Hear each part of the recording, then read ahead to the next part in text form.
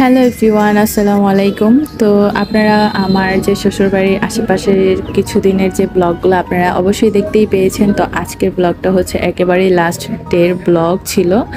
তো আজকের দিনটা খুবই গরম ছিল, আর গরমের অবস্থা অনেকটাই খারাপ হয়ে গেছিলো, যেহেতু এপ্রিল মাস চলতেছে আর এপ্রিল মাসে প্রচুর পরিমাণে গরম থাকে, তার আপনারা তো সবাই জানেন। আর এই গরমে হচ্ছে আমার হাজব্যান্ড আমাকে বলতেছিল, মানে 2 দিন যাবত ধরে যে ওখানকার যে একটা স্পেশাল ঘোল আছে, সো ওই ঘোল খাওয়াবে, কিন্তু কোনোভাবেই সে আমাকে খাওয়াতে পারেনি। তার জন্য হচ্ছে তারা ঘোল বানানোর যে যত রকমের আইটেম ছিল সব বাড়িতেই নিয়ে আসছে, আর এখানে এসে দুপুরবেলা হচ্ছে ঘোল বানানো শুরু করে দিছে। আর ঘোল কিন্তু আসলে আমার কাছে অনেক বেশি ভালো লাগে, আর যেহেতু গরম, অনেক গরম, আর এই গরমের মধ্যে আসলে এই টাইপের খাবার কিন্তু আসলে শরীরের জন্য খুবই ভালো। একদম মন শরীর যা আছে সবই প্রাণ মানে একদম ঠান্ডা থাকে। তো যাই হোক, এরপরে হচ্ছে তারা বানিয়ে টেস্ট করতেছিল যে আসলে কি কম হয়েছে বা কি বেশি হয়েছে। তো এখানে হচ্ছে তারা 3-4 জন মিলে কাজে লেগে গেছে ঘোল বানানোর জন্য। আর এই তো এখানে কিন্তু তারা যেখানে বসছে সেখানে এর ওপরে কিন্তু একটা বেল গাছ আছে, এই তো আপনারা দেখতেই পাচ্ছেন। আর এইখান থেকে কিন্তু টুস টুস করে প্রত্যেক দিন একটা একটা করে বেল পড়ে। তো কখন যে তাদের মাথায় বেল পড়ে তার কোনো ঠিকই নেই। আর বেল গাছের কথা বলতে বলতে কিছুক্ষণের মধ্যেই হচ্ছে একটা বেল ঠুস করে পড়ে, কিন্তু তাদের ভাগ্য ভালো যে তাদের মাথায় পড়ে নেই, তাদের সাইডে পড়েছে। আর গ্রাম অঞ্চলে কিন্তু গরমের যে দুপুর বেলাটা সেটা কিন্তু আসলে সত্যি খুব সুন্দর, তাই না? কেমন যেন মানে একদম প্রকৃত সব কিছু মানে ঠান্ডা হয়ে থাকে, কোনো বাতাস নেই, সব কিছু যেমন নীরব, তারপরে হচ্ছে রোদ। তো এই জিনিসটা আসলে একটু ভালোই লাগে, খারাপ লাগে না। আর আমার কাছে মনে হচ্ছে তারা আসলে মোবাইল দেখে দেখে হচ্ছে কিভাবে ঘোল বানায় সেটা হয়তো বা রেসিপিটা দেখতেছিল, আর হয়তো বা ঘোল বানাচ্ছিল। আর ঘোলের একটা জিনিস হচ্ছে এটা অনেক ঘোটাঘুটি করতে হবে, আর যত ঘুটবেন ততই হচ্ছে জিনিসটা দেখতে ভালো হবে। না, আমি ভেবেছিলাম যে তারা আসলে মোবাইল দেখে ঘোল বানাচ্ছে, কিন্তু না, সে আসলে কাউকে যেন ফোন দিচ্ছিল।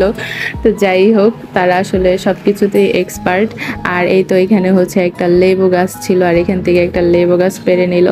আর এই লেবু গাছটা কিন্তু আসলে খুবই বড় ছিল, দেখতে আসলে অতটা বোঝা যাচ্ছিল না, কিন্তু আসলেই গাছটা অনেক বড় ছিল। আর এই গাছে কিন্তু মানে প্রায় অনেক প্রচুর পরিমাণে লেবু ধরছে।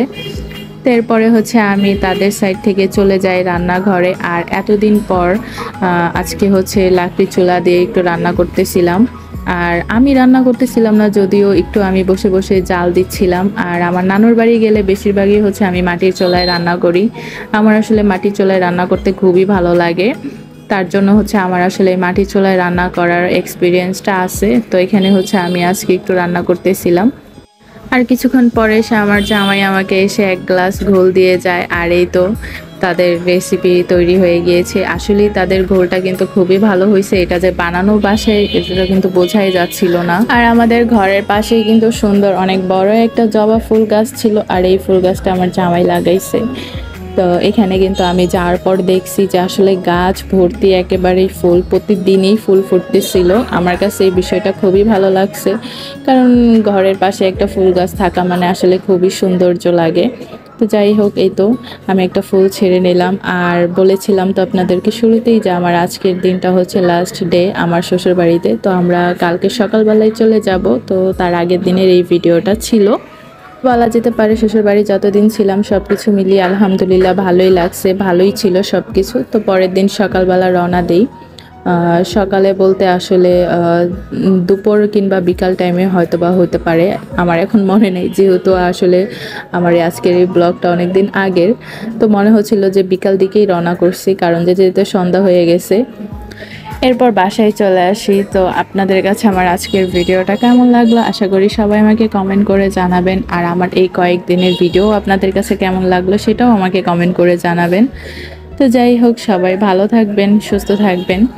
আর পরবর্তীতে আবার কোনো ব্লগ কিংবা রেসিপিতে আপনাদের সাথে দেখা হবে। আর এই তো যাওয়ার পথে হচ্ছে আমি কিছুটা ভিডিও করে নেই, আর হচ্ছে আমি আমার নিজেরও একটু ভিডিও করে নিচ্ছিলাম আমার নিজের হাতের, কারণ আমি কোথাও আসলে যাওয়া আসা করলে মানে বেশিরভাগ ক্ষেত্রেই আমি আসলে এই জিনিসটা করি, আমি একটা ফুলের পিকচার কিংবা আমার হাতের ভিডিও বা ছবি তুলি, এটা আমার একটা অভ্যাসে পরিণত হয়ে গেছে। তা না হলে আসলে এটা আমার ভালো লাগে না। যেমন এই তো এই যে এখন আমি এখানে বসে বসে স্লোমো ভিডিও বানাচ্ছিলাম। আর এই তো আর কি। তো যাই হোক, এই তো হাই রোডে চলে আসছি। তো সবাই ভালো থাকবেন, সুস্থ থাকবেন, আল্লাহ হাফেজ।